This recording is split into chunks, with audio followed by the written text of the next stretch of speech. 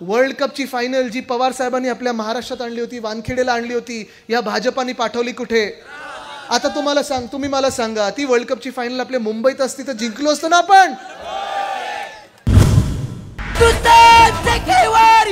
प्रबोधनकार सुपुत्र देव देश धर्म मराठी मुलाचे मानबिंदू हिंदू अस्मितेचे शिरोमणी हिंदुस्थानचे एकमेव हिंदू हृदय सम्राट सरसेनापती माननीय शिवसेना प्रमुख श्रीमान बाळासाहेब ठाकरे यांचा, पक्षप्रमुख उद्धव साहेब ठाकरे यांचा, युवसेना प्रमुख आदित्य साहेब ठाकरे यांचा. जय महाराष्ट्र. आज या मतदारसंघात येऊन मला खास आनंद होत आहे, कारण हा मतदारसंघ माझे मित्र ऋतुराजजी यांचा आहे. गेले 5 वर्ष मी त्यांची कामगिरी बघितलेली आहे, जवळून बघितलेली आहे. आणि जसं माझी त्यांच्याबरोबर मैत्री आहे तसंच बंटीदादाबरोबर वेगळी मैत्री आहे. आम्ही गेले 5 वर्ष एकत्र काम करत असताना अनेक असे वेगवेगळे क्षण आले, जेव्हा विधान भवनात असतो किंवा मुंबईत असतो, नागपूरला असतो, एकत्र भेटत असतो, बोलत असतो. आणि कधीही असं वाटलं नाही की हे काही 5-6 वर्षाची ओळख आहे, कारण आमच्या दोघांच्या परिवाराची तर वेगळी ओळख आहेच. पण कधीही असं वाटलं नाही की ही राजकीय ओळख आहे किंवा राजकीय हेतूने ओळख झालेली आहे किंवा काहीतरी नुसतं स्वार्थ गाठायचा म्हणून केलेली आहे. ही ओळख, ही मैत्री मला वाटतं वर्षांवर्ष चालेल, ही अशी वेगळी मैत्री. आणि म्हणून आज मी इथे आल्याला मला एवढा आनंद झाला की मी आज ऋतुराजजींच्या मतदारसंघात आलो. आमचा अर्थात आम्ही एकमेकांना आदित्य आणि ऋतूच असं म्हणत असतो, तर जी आत्ता सभेत लागलेला आहे. दादा मी बंटी दादाने बोलतो म्हणजे, पण कधी कधी वाटतं ते युवा आहेत आणि आम्ही दोघं ज्येष्ठ आहोत की काय. आज खरं तर इथे आल्यानंतर मी थोडा एक अंदाज घेत होतो, आपल्या सगळ्या शिवसैनिकांशी बोलत होतो, एअरपोर्टवर आल्यानंतर अर्थात तिकडच्या स्थानिक लोकांशी बोलत होतो. आणि अंदाज हाच येतो, सगळ्यांनाच ह्या मतदारसंघात, सगळ्यांच ह्या जिल्ह्यात वाटतं की एकदा महाराज इथून उभारल्यानंतर ह्यांच्या समोर कोणी उभं राहायलाच नको हवं. तर ही निवडणूक खरं तर बिनविरोधच व्हायला पाहिजे होती. एखादं असं घराणं जेव्हा उभं राहतं, एखादं जेव्हा असं नाव उभं राहतं, स्वतः जेव्हा छत्रपती शाहूजी महाराज उभे राहतात ह्या मतदारसंघातून, हे आपल्याला माहिती आहे की हे काही साधं घराणं नाही आहे. ह्या घराणीने जेवढा त्याग केलेला, जेवढं प्रेम ह्या जिल्ह्यावर दिलेलं, ह्या महाराष्ट्राला दिलेलं आहे, सामाजिक चळवळीत दिलेलं आहे. अर्थात ह्या घराण्यांची देखील आमच्या घराण्याचं म्हणजे माझे पणजोबा प्रबोधनकार ठाकरे, हे वेगळं एक नातं बनलेलं आहे, नेहमीच नातं बनलेलं आहे आणि ते जग जाहीर आहे. पण निवडणुकीची जेव्हा गोष्ट येते तेव्हा मला आठवतं, जेव्हा उद्धव साहेबांना पहिलं कळलं, बंटीदादाबरोबर मला वाटतं बोलणं झालं होतं, तेव्हा स्वतः उद्धव साहेबांनी देखील इथे येऊन आनंद व्यक्त केला होता आणि आपल्याकडे घरी येऊन आपले आशीर्वाद देखील घेतले होते महाराज साहेब, की ही निवडणूक आपण जिंकणार म्हणजे जिंकणारच. पण ही निवडणूक फक्त कोल्हापूर म्हणून जिंकणार नाही, तर महाराष्ट्रात एक वेगळी चळवळ निर्माण करणारी निवडणूक आहे. कारण ही निवडणूक, जसं आपण महाराष्ट्रामध्ये महाविकास आघाडी हे सगळं समीकरण एकत्र आणलं, तसं तर देशभरात इंडिया आघाडी म्हणून आपण पुढे येत आहोत. गेल्या 5 वर्षात अनेक लोकांनी, खास करून भाजपाने हा प्रश्न विचारला होता की अरे तुम्ही आणि काँग्रेस एकत्र कसे आले, तुम्ही आणि राष्ट्रवादी काँग्रेस कसे एकत्र आले, तुम्ही वेगळ्या वेगळ्या विचारसरणीचे लोक आहात, तुम्ही वेगळ्या वेगळ्या विचारधारेचे लोक आहात. आणि आम्ही त्यांना एकच सांगत होतो की आमची विचारसरणी, आमची विचारधारा कदाचित तुम्हाला पुस्तकी वेगळी वाटत असेल, पण आमची विचारधारा ही एकच आहे, देशहित, महाराष्ट्र हित आणि सगळ्या जनतेसाठी काम करत राहणं, त्यांची सेवा करत राहणं. आणि नेहमी आपण पाहिलेलं आहे की महाराष्ट्राने देशाला दिशा दाखवलेली आहे आणि तेच घडलं 2019ला. जी महाविकास आघाडी इथे घडली आपली, तिथं विधानसभेनंतर जी बनली आपली महाविकास आघाडी, ती इंडिया आघाडी आपल्याला बनवायला लागली, आपल्या देशात बनवायला लागली, या देशाच्या हितासाठी बनवायला लागली, आपल्या संविधानाच्या रक्षणासाठी बनवायला लागली. मला आठवतं लोकसभेची निवडणूक होती 2019ची. थोडं आम्ही फसलो होतो, थोडं आम्ही भाजपच्याच मागे वाहत गेलो होतो. त्यावेळी देखील आम्हाला वाटलं होतं, भोळे तेव्हाही होतो, आताही आहोत, पण किती वेळा फसणार हा प्रश्न होता. 2019ला जेव्हा भाजपसोबत गेलो तेव्हा आता बंटीदादांनी जाहीर केले 2004 पासूनची आपली इथे युती आणि आपलं ठरलंय म्हणून बोलायला काही हरकत नाही. त्यावेळी देखील बंटीदादांनी सांगितलं होतं, आदित्य घाबरू नका, ही सीट आपण कोल्हापूरची जिंकतोय आणि आमचं ठरलं आहे.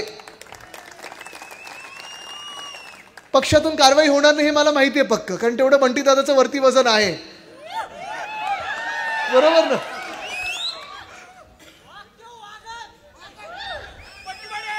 म्हणून तर सोबत आहोत आम्ही. वाघ सोबतच असतात. जे वाघाचे पट्टे रंगून फिरत होते डरपोक लोक ते पळाले गुवाहाटीला.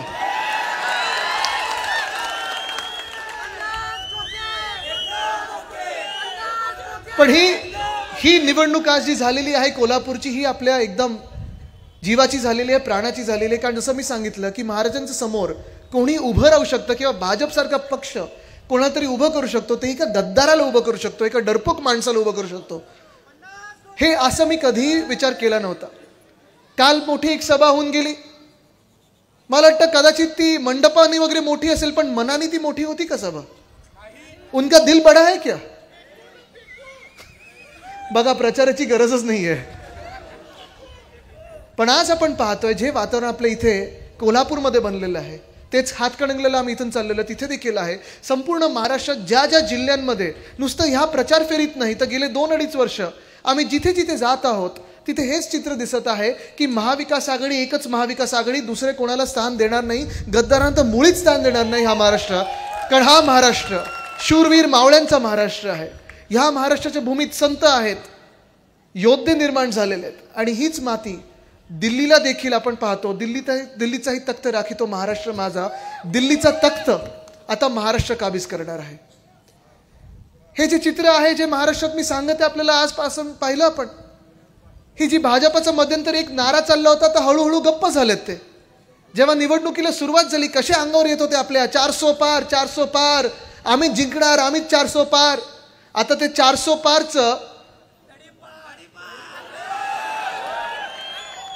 कोण बोललंय? या वरती या, एकाने या. आहे का बुके वगैरे आहे का? काय नाव आपलं? अमोलजी. पण मतदान पण असंच करायचं, तडीपार.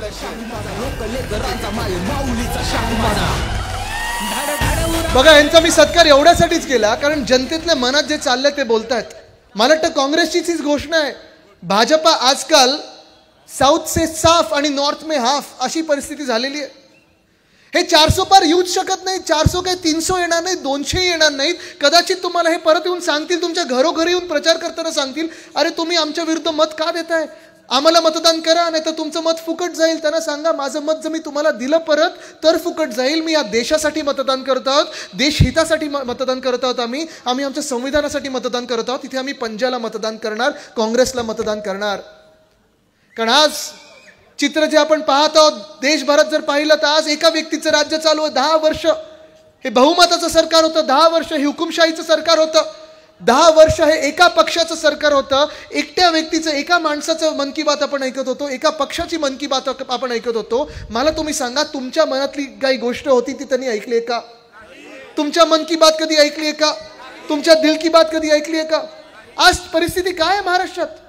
आज आपण पाहतोय जे काही महाराष्ट्रात आहे तसंच तसं प्रत्येक राज्यात आपल्याला दिसतंय. भाजपाची एकच यशोगाथा ही आहे की ह्या इकडे सगळी आलेली जी जनता आहे त्यांना कोणाला तरी वाटत असेल माझ्या खात्यात 15 लाख आले नाहीयेत, पण तिथे कोणीतरी मागे उभा आहे त्याच्या खात्यात 15 लाख आलेत.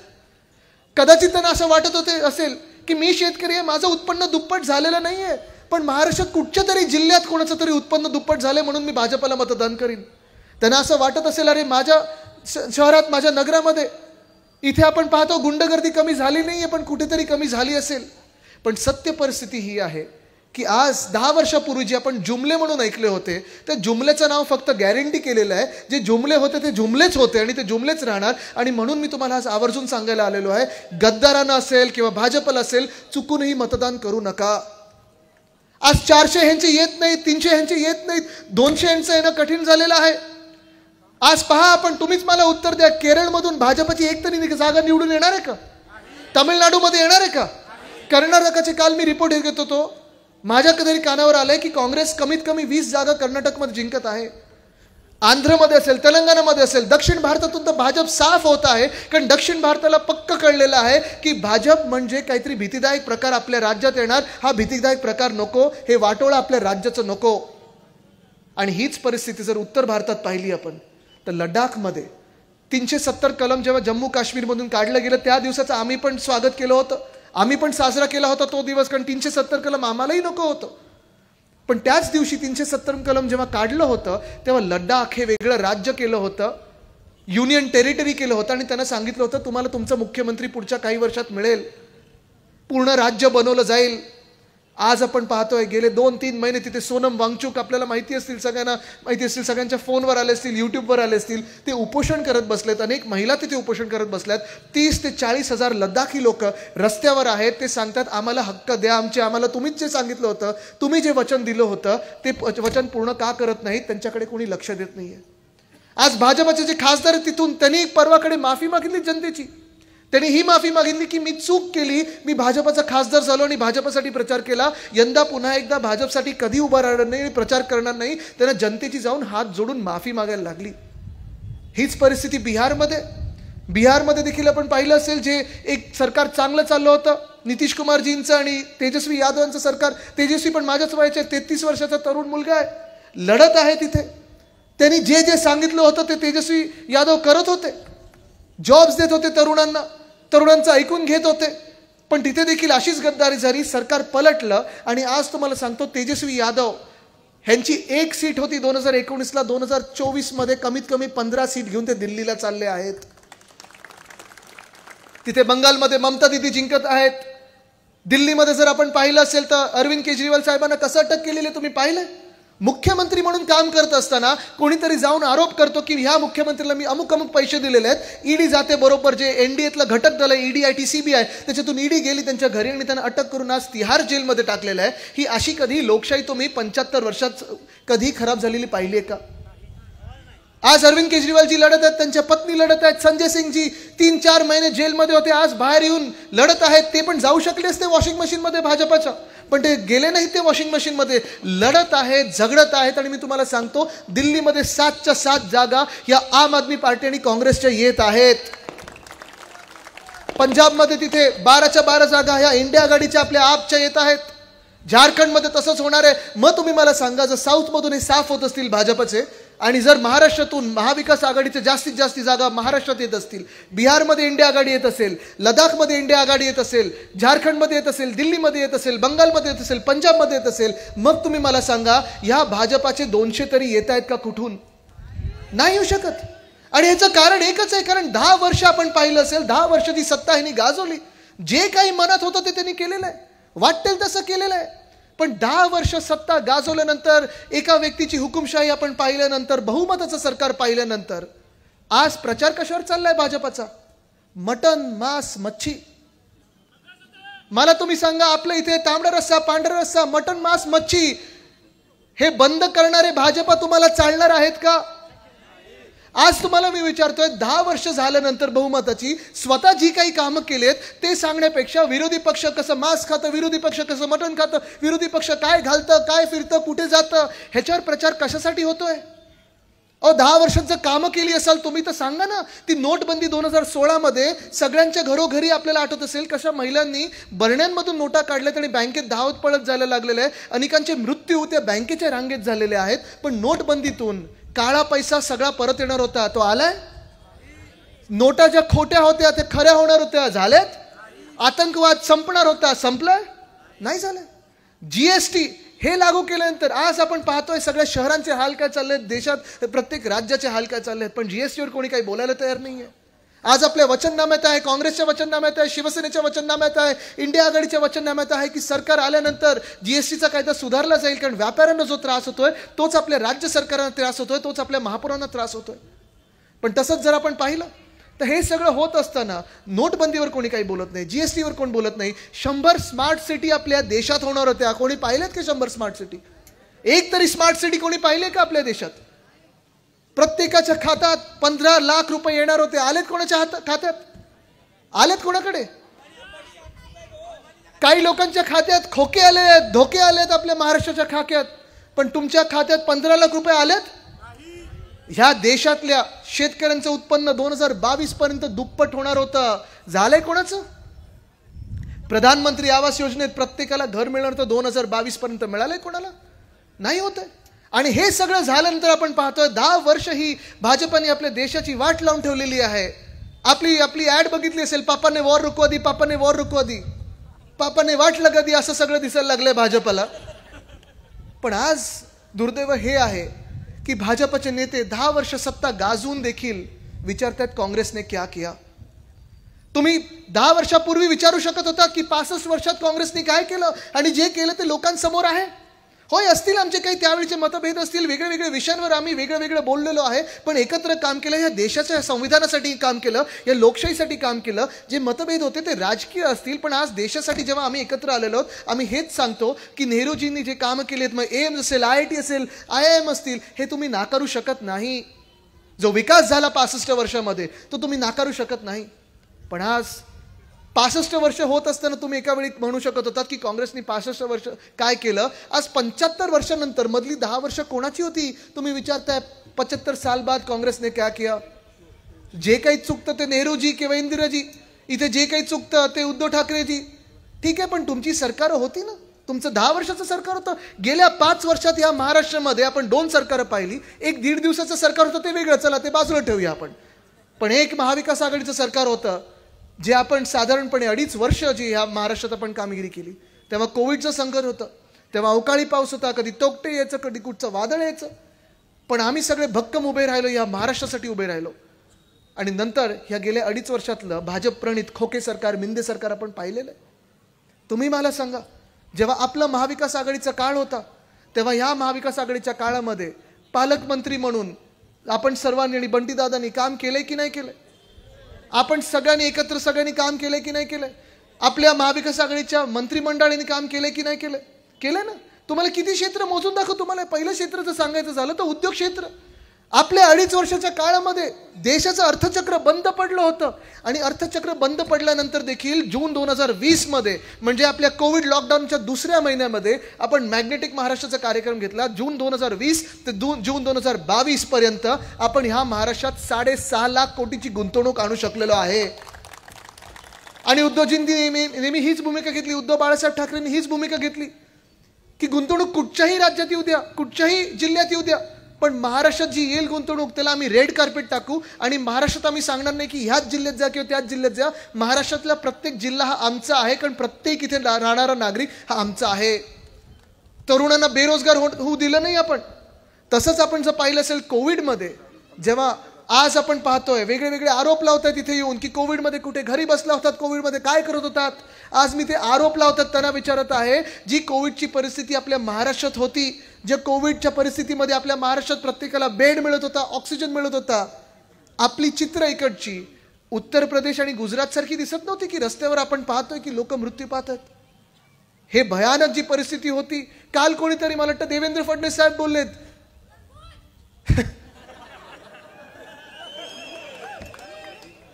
देवेंद्र फडणवीस साहेब बोललेले आहेत की मोदीजींमुळे आम्ही वाचलो जगात, आम्हाला लस मिळाली. लस या महाराष्ट्रातून आलेली आहे, लस आमच्या पुण्यातून आलेली आहे.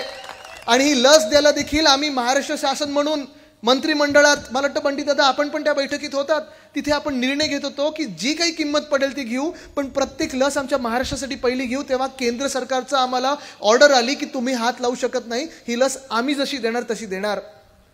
ऑक्सिजनच्या वेळी देखील त्यांनी तसंच आपल्याला अडवायचा प्रयत्न केला, ट्रेन्स तशाच वाढवून ठेवल्या होत्या. पण हे सगळं करत असताना उद्धव साहेब प्रत्येक दिवशी किंवा प्रत्येक आठवड्यात फेसबुक लाईव्हच्या माध्यमातून आपल्या घरोघरी आले आणि आपली काळजी घेतली, या महाराष्ट्राची काळजी घेतली होती ना. तसंच जर कृषी क्षेत्र पाहिलं आपण, तर कृषी क्षेत्रामध्ये आज आपण पाहतोय की उद्धव साहेबांनी जी कर्जमुक्ती सांगितली होती, जे वचन दिलं होतं ते वचन पूर्ण केलं. कारण उद्धव साहेबांचं हिंदुत्व म्हणजे रघुकुल रीत सदा चली आय, प्राण जाय पर वचन न जाय, हे आपलं हिंदुत्व आहे. आणि मी मुद्दामून हा शब्द बोलत आहे कारण जेव्हा भाजपवाले बोलतात तेव्हा निवडणूक आयोग असतो, तो डोळे आणि कान बंद करून बसला असतो. मग आम्ही जेव्हा आमच्या हिंदुत्वाबद्दल बोलतो, मग आमच्यावरच कारवाई का करता तुम्ही. पण आज आपण पाहतोय जेव्हा कर्जमुक्ती दिली 2 लाखापर्यंत, ज्यांची ज्या शेतकऱ्यांची कर्ज होतं ते आपण कर्ज माफ केलं, कर्जमुक्ती करून घेतली. जेव्हा ह्या महाराष्ट्राच्या शेतकरी बांधावर काही संकट आलं, मग कधी गारपीट असेल, कधी पूर असेल, कधी अवकाळी पाऊस असेल, कधी दुष्काळ असेल, आपल्या काळात आपण जी मदत केली ती शेतकऱ्यांपर्यंत पोहोचली. पण आज आपण बघतोय हे गेले 2 वर्ष जी भाजपची आहेत, मिंदे सरकारची आहेत, खोके सरकारची आहेत आणि दिल्लीतल्या केंद्र सरकारची आहेत, ज्या शेतकऱ्याला वाटतं की हे सरकार आपलं आहे त्यांनी जरा मला हातवरती करून दाखवा. महाराष्ट्रात काही देशात कोणाला वाटत नाही की हे सरकार आपलं आहे, कुठच्याही शेतकऱ्याला वाटत नाही. कारण ह्या सरकारने जी जी वचनं ह्या शेतकऱ्याला दिली आहेत ती सगळी मोडलेली आहेत आणि सगळे पैसे स्वतःच्या खोक्यात घेतलेले आहेत, स्वतःच्या धोक्यात घेतलेले आहेत. पण शेतकरी बांधवांना 1 रुपया कुठे मिळालेला नाहीये. आपल्याच राज्यात काय, तुम्ही दिल्लीचं बघा, जे दिल्लीकडे मोर्चा घेऊन निघालेले शेतकरी होते, मग ते उत्तर प्रदेशचे असतील, पंजाबचे असतील, हरियाणातले असतील, त्या सगळ्या शेतकऱ्यांवर जे सैन्यबळ चीनच्या विरुद्ध वापरायला पाहिजे होतं लडाखमध्ये, ते सगळं सैन्यबळ दिल्लीत वापरलं. आपल्या शेतकरी बांधावर जो आपला अन्नदाता आहे, आपली भूमिका ही अन्नदाता देवो भव अशी असते, त्याच शेतकऱ्यांना लाठीचार्ज केला, त्यांनाच गोळीबार करून रोखलं गेलं, त्यांच्यावर ड्रोन मार्फत अश्रुधूर सोडले गेले. हे अशा सरकारला, अशा भाजपला तुम्ही चुकूनही मतदान करणार आहात का? कोणी करणार आहे ना मतदान? आज महिलांची परिस्थिती आपल्या राज्यात काय होत चाललेली आहे, भीती वाटायला लागली महिलांना. ते पुण्यात कधी कोयता गँग काय असते, कधी कोण दुसरी गँग कुठून काढतं, नगरमध्ये काहीतरी भलतं चालतंय. आणि हेच गुंड जेव्हा मंत्रालयात जाऊन रील काढतात, लाज वाटत नाही या भाजपवाल्यांना किंवा या मिंदे सरकारला. पण आज दुर्दैव असं आहे की ह्याच मंत्रिमंडळामध्ये, ह्याच मिंदे सरकारच्या मंत्रिमंडळामध्ये 2 लोक अशी आहेत. एक मंत्री असे आहेत ज्यांनी सुप्रियाताईंना घाणेरड्या शिव्या दिल्या होत्या टीव्हीवर. आपलं सरकार असतं तर त्यांना हकलून काढलं असतं, आपण आत टाकलं असतं. पण आज त्यांना प्रमोशन देऊन त्यांच्या बाजूला बसवलं जात आहे. दुसरे मंत्री असे आहेत ज्यांच्यावर बलात्काराचे आरोप झालेत, घाणेरडे आरोप झाले. उद्धव साहेबांनी त्यांची हकालपट्टी केली होती मंत्रिमंडळातून. हे मिंदे सरकार बसल्यानंतर पुन्हा एकदा त्यांना बाजूला बसवलं आणि मंत्री बनवलेलं आहे. आज वाटतंय महिलांना की हे सरकार आपलं आहे. हेच काय, तुम्हाला अजून एक भयानक उदाहरण द्यायचं असेल तर गुजरातमध्ये बिल्किस बानो नावाची एक बाई होती, एक महिला होती. तिच्यावर बलात्कार केला गेला होता. तिच्या मुलीला, 3 वर्षाच्या मुलीला, तो बलात्कार होत असताना त्या मुलीला तिच्या डोळ्यासमोर चिरडून मारून टाकलं होतं. हे जे बलात्कारी होते त्यांना अटक झाली, त्यांना जन्मठेप झाली, कोर्टाने सजा सुनावली, जेलमध्ये टाकलं. पण मागच्या वर्षी भाजपला निवडणुकीत त्यांची गरज होती म्हणून त्या बलात्कारी लोकांना जेलमधून बाहेर काढलं, त्यांची आरती ओवाळली, केंद्रीय मंत्र्यांनी जाऊन त्यांच्या गळ्यात हार टाकले. जो कायदा त्यांना फास्ट टाकायला पाहिजे होता त्यांच्या गळ्यात त्यांनी हार टाकले आणि त्यांना प्रचार सभेत फिरवलं. वाटतं तुम्हाला सुरक्षित कोणाला भाजपात? वंदनीय हिंदू सम्राट बाळासाहेब ठाकरेंची भूमिका स्पष्ट होती. आपलं हिंदुत्व म्हणजे महिलांचं रक्षण आणि आपल्या हिंदुत्वात बिल्किस बानो याची जातपात धर्म कुठचाही असो आणि त्या बलात्काराची जातपात धर्म कुठचा असो, त्या बलात्काराला फाशीच झाली पाहिजे, ही आपली भूमिका आहे. ही शिवसेना उद्धव बाळासाहेब ठाकरे पक्षाची भूमिका आहे. पण आज आपण पाहतोय की एकामागोमाग एक कोणी या देशात, ह्या राज्यात खुश नाहीये. भाजपसाठी जिथे जिथे मी विचारते तुम्ही मतदान करणार का? नाही आम्ही नाही करणार, हा भयानक आम्ही एक्सपिरियन्स परत घेणार नाही, जो हुआ वो बहुत हुआ. मला सांगतात एक ही भूल कमल का फूल, आता नाही करणार. पण आज आपण पाहतोय इथे आज अनेक तरुण मला दिसत आहेत, जसं मी आहे, ऋतू आहे, आम्ही दोघंही तरुण वयातले जे तरुण मुलं आहोत, युवा आहोत. आम्ही विचार करत असतो आमच्या भवितव्याबद्दल, तुमच्या सर्वांच्या भवितव्याबद्दल, की पुढच्या 30 वर्षात आपण कुठे असू, पुढच्या 50 वर्षात आपण कुठे असू. आणि आपण म्हणजे नुसतं आम्ही दोघं नाही, तर आमचा देश कुठे असेल, आमचा समाज कुठे असेल, आमचं राज्य कुठे असेल, आमचं शहर कुठे असेल, आमचं ग्रामीण भाग कुठे असेल. आज आपण पाहतोय, आज तरुणांना मी विचारत आहे, जसं महाविकास आघाडीच्या काळात आम्ही येऊन सांगू शकत होतो की ही कंपनी आम्ही आणली, ती कंपनी आम्ही आणली, हा उद्योग आम्ही ह्या महाराष्ट्रात आणला. तुम्ही मला सांगा, गेल्या 2-2.5 वर्षामध्ये कधीतरी एकदाही एक नवा उद्योग, एक नवा रोजगार तुमच्या शहरामध्ये, तुमच्या जिल्ह्यामध्ये, तुमच्या राज्यात आलेला ऐकलाय का तुम्ही? जे राज्यात आपले येत होते त्यांना कुठे पळवलं त्यांनी? जे वेदांत फॉक्सकॉन आपल्या राज्यात आम्ही 100% आणणार होतो, मी, नितीन राऊत साहेब आणि सुभाष देसाई साहेब, ज्या वेदांत फॉक्सकॉनला महाराष्ट्रात आणणार होतो, या मिंदे सरकारनी पाठवला कुठे? जे एअरबस टाटा आपण आपल्या राज्यात आणणार होतो, 100% आला असता, पाठवला कुठे या मिंदे सरकारनी? जो बल ट्रक पार्क आपल्या महाराष्ट्रात आपण आणणार होतो, या भाजपाने पाठवला कुठे? जो मेडिकल डिव्हाइस पार्क आपल्या राज्यात आपण आणणार होतो, भाजपाने पाठवला कुठे? वर्ल्ड कपची फायनल जी पवार साहेबांनी आपल्या महाराष्ट्रात आणली होती, वानखेडेला आणली होती, या भाजपाने पाठवली कुठे? आता तुम्ही मला सांगा, ती वर्ल्ड कपची फायनल आपल्या मुंबईत असती तर जिंकलो असतो ना आपण? मग झालं काय? आज तुम्ही मला सांगा, हे सगळे उद्योग, आणि माझं भाजपशी नाही, माझं गुजरातशी काही भांडण नाही, कोणाशी काही वैयक्तिक भांडण नाही आहे. माझी ही भूमिका नेहमी राहिली. जे आसामचं त्यांना मिळालंच पाहिजे, जे गुजरातचं त्यांना मिळालंच पाहिजे, जे केरळचं त्यांना मिळालंच पाहिजे. पण जे आपल्या महाराष्ट्रातलं आहे, आमच्या हातातला घास हिसकावून तुम्ही गुजरातच्या घशात टाकताय, तिथे मला राग येतो, तिथे मला दुःख होतं आणि तिथे मी लढणार म्हणजे लढणारच. एका बाजूला आपण बघतोय प्रायव्हेट इंडस्ट्री सगळ्या पाठवल्या जातात गुजरातला, कदाचित उद्या मंत्रालय उठवून पाठवतील गुजरातला. आणि दुसऱ्या बाजूला जे नोकर भरतीच्या परीक्षा आहेत, तलाठी भरती असेल, पोलीस भरती असेल, पेपर एका मागोमागे एक फुटत चाललेले आहेत. आज मी तुम्हाला वचन देत आहे, आदित्य रश्मी उद्धव ठाकरे म्हणून वचन देत आहे की ज्या मिनिटाला आपलं इंडिया आघाडीचं सरकार होईल दिल्लीमध्ये, आपण असा कायदा आणू की जो पेपर फोडेल त्याला आपण फोडू. कमीत कमी 10 वर्षाची सजा झाली पाहिजे. कारण आज आपण पाहतोय युवा हताश आहे, तरुणांना हाताला काम नाही आहे. आमचं हिंदुत्व हे पण आहे, हृदयात राम आहेच, पण हाताला काम पाहिजे, हे आमचं हिंदुत्व आहे. आमचं चूल पेटवणारं हिंदुत्व आहे, भाजपचं घर पेटवणारं हिंदुत्व आहे. आणि आपण आज विचार करायचा आहे आपण कोणाला मतदान करणार आहोत. आज आपण सगळे इंडिया आघाडी म्हणून एकत्र आलेलो आहोत, ते ह्याचसाठी आलेलो आहोत कारण आपण बघतोय गेल्या 2-3 महिन्यामध्ये भाजपचे उमेदवार, अनेक उमेदवार, मग पंकजाताई असतील, अनेक वेगळे लोक असतील, ते सांगत आहेत 400 पार द्या कारण आम्हाला पूर्ण आमचं संविधान बदलायचं आहे. मी तुम्हाला आज विचारत आहे, आपण जी आंबेडकर प्रेमी जनता आहोत इथे, आपण डॉक्टर बाबासाहेब आंबेडकरांचं संविधान भाजपला बदलू देणार आहात का? जे आपल्या देशात लोकशाही आहे ती तुम्ही संपू देणार आहात का? आज जर आपल्याला आपला देश खरोखर वाचवायचा असेल, संविधानाचं रक्षण करायचं असेल, तर तुम्हाला येत्या निवडणुकीत कोणाला जिंकवायचं हे माहिती आहे का? महाराजांचा प्रचार करण्याची आपल्याला गरज आहे का? आपलं ठरलंय ना? चिन्ह कुठचं? जरा हात वरती करून दाखवा. बघा, ह्या महाराष्ट्रात हात पण आहे, हातात मशाल पण आहे आणि हाताने तुतारी पण वाजणार आहे. पण चिन्ह कुठचं? या हाताला मतदान करून बहुमतानी नाही तर जास्तीत जास्त मतांनी पुन्हा एकदा इंडिया आघाडीचं सरकार आपल्याला दिल्लीत बसवायचं. कारण हे इंडिया आघाडीचं सरकार आपल्या सर्वांचं असणार आहे, तुमचं आमचं सामान्य नागरिकांचं असणार आहे. एक मन की बात नहीं, सबके मन की बात होगी, सबके दिल की बात होगी. धन्यवाद. जय हिंद, जय महाराष्ट्र, वंदे मातरम. त्यानंतर आपल्या कोल्हापूर लोकसभेचे उमेदवार श्रीमान छत्रपती शाहू महाराज यांनी मनोगत व्यक्त केले. देश विदेशातील प्रत्येक घडामोडींचे लाईव्ह अपडेट मिळवण्यासाठी आता साम टीव्हीच्या सर्व सोशल मीडिया प्लॅटफॉर्मला लाईक, फॉलो आणि सबस्क्राईब करा. तसंच सर्व नोटिफिकेशनसाठी बेल आयकॉन प्रेस करायला विसरू नका.